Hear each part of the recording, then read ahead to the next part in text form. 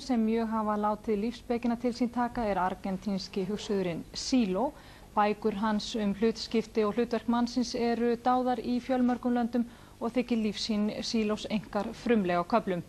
Hann var staddur hérlendis á dögunum og þá náði Sigmundur Ernir tali af honum. Hann heitir fullu nafni Mario Luis Rodríguez Cobos og stendur nú á 50. Hann hefur alla tíð lifað fremur fábrotnu lífi með konu sinni og 2 börnum í litlu þorpi í útjaðri Mendoza í Argentínu, þar sem hann fæddist og ólst upp. Lengst af hefur hann starfað sem bóndi, en síðustu árin hefur hann einkum notað til fyrirlestra og ferðalaga til að kynna eigin heimsýn. Ritverk Silos eru kunn mjög víða í heiminum, en hvergi vinsælli og dáðari en í spænskumælandi löndum, þar sem bækur hans, sem nálgast tuginn, hafa alla jafnan selst upp á fáum dögum. En hvers konar bækur eru þetta? Yo agradezco a ustedes que me hayan permitido este contacto con el público de Islandia. En cuanto a la pregunta, yo definiría mis obras como algunas del género de la prosa poética y otras muy estrictamente filosóficas. Silo segir að bækur sínar taki mjög mið af því umhverfi sem hann lifir í og þegar hann semji komi fleira til en hans eigin þankar.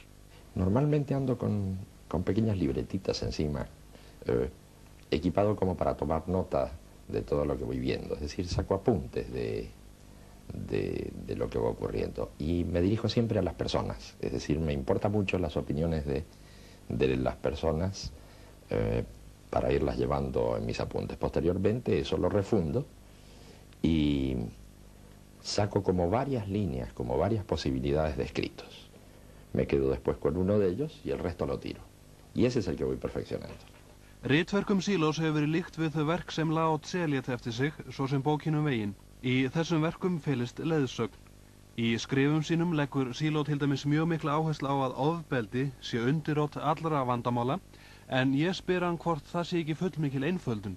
En efecto, parece una simplificación excesiva, pero esto es porque se piensa que existe solo una forma de violencia, es decir, la violencia física. Sin embargo, nuestro punto de vista sobre eso es bastante más amplio.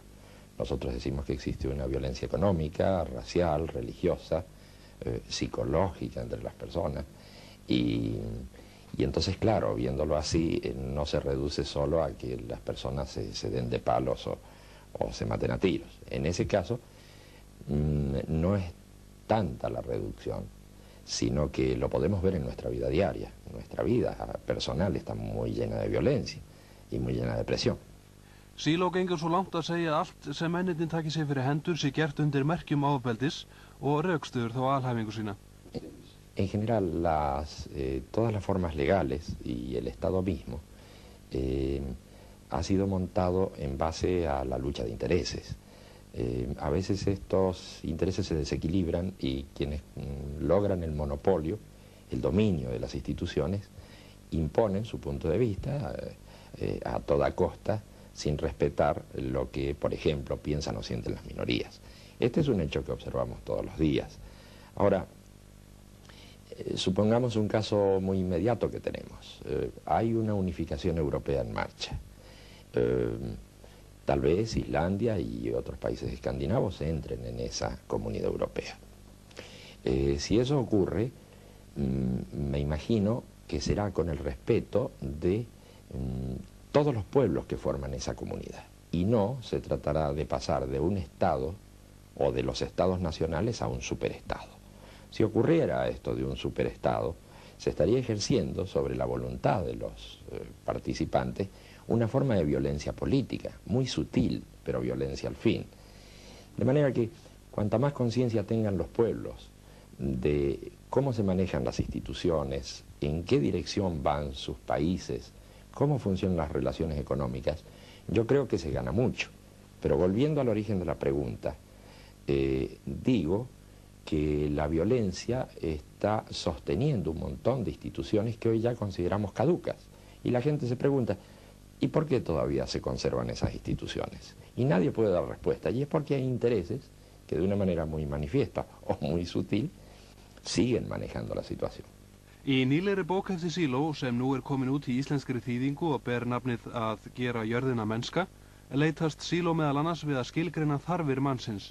Á einum stað talar hann hófleysi manna, Þeir ráði oft á tíðum ekki við eigið ímyndunarafl, kynhvöt og forvitni. En ber mönnum að halda aftur af sér í þessum efnum? Bueno, todos cometemos nuestros excesos. Incluso esos excesos están muy bien, me parece. ¿Cómo no comer un poco más de la cuenta cuando celebramos un buen acontecimiento? ¿Cómo no reírnos fuertemente cuando nos encontramos con amigos? Yo creo que esos excesos en realidad son gratificaciones de la vida y me parece bien. Tampoco creo que se trate de reprimir. En realidad lo que sucede es que a veces nos sentimos muy angustiados y a fuerza de angustia, como no podemos solucionar nuestros problemas y tenemos todas esas tensiones tan poderosas, pues tenemos que llenarnos la panza de comida, o tenemos que llenarnos el cerebro de alcohol, o tenemos que hacer cosas semejantes. De manera que frente a esto yo no lo plantearía como una represión, yo lo plantearía como un equilibrio emocional, porque es ahí, es en las angustias y es en el estrés que registramos, donde está el origen de, luego, todos los excesos que nos ocurren en la vida cotidiana. Einn kafli bókarinnar að gera jörðina mennska fjallar þau viðhorf mannsins til raunveruleikans sem Silo segir vera mótuð af náttúrulegum, sögulegum og félagslegum heimi. Maðurinn berjist við andstæður þessara heima í sjálfum sér, en hefur maðurinn ekki þegar ráðið niðurlögum eins þessara heima? Margir ætla að helstu verkefni mannsins varði umhverfismála næstu áratugum og ég spyr Silo að lokum hvort við þróunina í þeim efnum verði nokkuð ráðið lengur. Esa es una pregunta muy interesante. Lógicamente hay peligros ecológicos, como todos sabemos, y por eso es que se ha logrado una conciencia mundial y se va logrando una conciencia de respeto por la naturaleza. No obstante, también en esto hay exageraciones. Por ejemplo, algunos piensan que algunos países o pueblos que están en muy malas condiciones económicas, de todas formas, para respetar a la naturaleza no deben industrializarse. Otros piensan que las fuentes que obtienen algunos países para sus recursos y para su vida deben ser paralizadas por el respeto a la naturaleza. Las cosas tampoco son así, porque si esa industrialización es inteligente y es planificada, no hay por qué provocar un deterioro ni tampoco provocar una alarma tan grande como si se fuera a acabar el mundo. Si un país necesita sus recursos pesqueros o necesita desarrollar su producción industrial, no puede poner a la naturaleza como primario, porque lo que primero está es el hombre. Viendo las cosas a largo plazo, desde luego que las nuevas generaciones nos van a ser responsables de los errores que hayamos cometido, y nos debemos nosotros al futuro también de las próximas generaciones. Pero cunde una alarma excesiva que la única ventaja que tiene es hacer tomar conciencia a las poblaciones del problema ecológico. Pero francamente se está exagerando muchos aspectos porque no se está poniendo como centro de la actividad al ser humano y sus necesidades. Se está poniendo a la tierra o a la naturaleza como si fuera una nueva entidad, un nuevo Dios que ha venido a reemplazar a los antiguos dioses. Yo creo que el problema ecológico es uno de los más importantes, pero creo que el problema del hombre debe subordinar a todos los problemas.